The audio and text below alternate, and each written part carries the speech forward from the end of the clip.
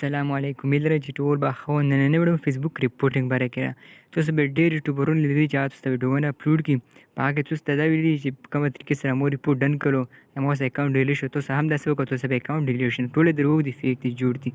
ځکه چې کوم اکاونټ ریپورټ کړی، کوم پکچر اپلوډ کړي، تاسو یې کوم اکاونټ ریپورټ کوئ، نه تاسو بدله پکچر وي، لکه سکرینونه څه کتلی شئ، موږ پکچر دی.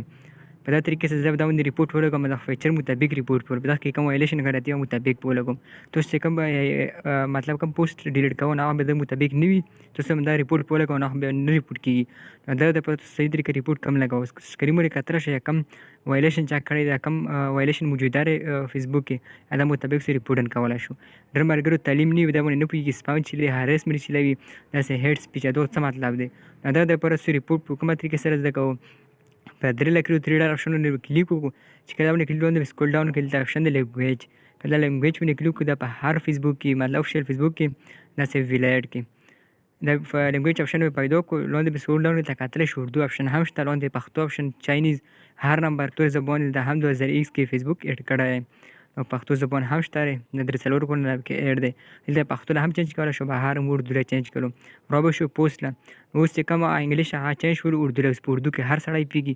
مطلب ته یو پوسټ ډیلیټ کوي، په هغه کې نشې مشې وغیره مواد دي، یا مطلب داسې یو کس ته هغه پوسټونه کوي، مطلب غیر قانوني دي. اوس د پوسټ باندې مو کلیک وکړو، 3 ډار باندې کتلی شو پوسټ کې ریپورټ کوي، دا باندې مې کلیک وکړو، فارمیشن باندې مې کلیک وکړو. لاندې کتلی شو سپیم، غیر مجازي تصویر، داسې کم نفرت انګریز مواد، مطلب نفرت خوروي یو بل په منځ کې، اکثره داسې پوسټونه وي. دلته زه له پښتو له چینج کوم، داسې کتلی شو غلط معلومات، مطلب غلط معلومات شیر کوي، یو کور شوی نه خو هغه مطابق ده غلط معلومات شیر کوي. په دا طریقې سره کوچا ور باندې کلیک وکړو، لاندې نور تصویرونه هم شو شي.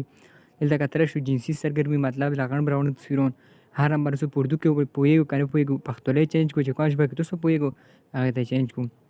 اوس چې کوم تصویر تاسو ریپورټ کوو، په هغه کې کوم غلطي ویلیشن وي، دلته راوڅو، مطلب تصویر دی، په هغه کې ماشومان ویډ کې وي، لغړ براون وي، یا داسې کم نشې مشې مواد وي. نو دلته کې هر نمبر چې کوم دغه دی مذهبي، مطلب غلطه ویډیو جوړه کړې، دا طریقې سره ریپورټ ډن کوو. نو دا ریپورټ طریقه که ویډیو خوښ ضرور در سره کوم مخکې ملګرو سره لازمي شیر کوم.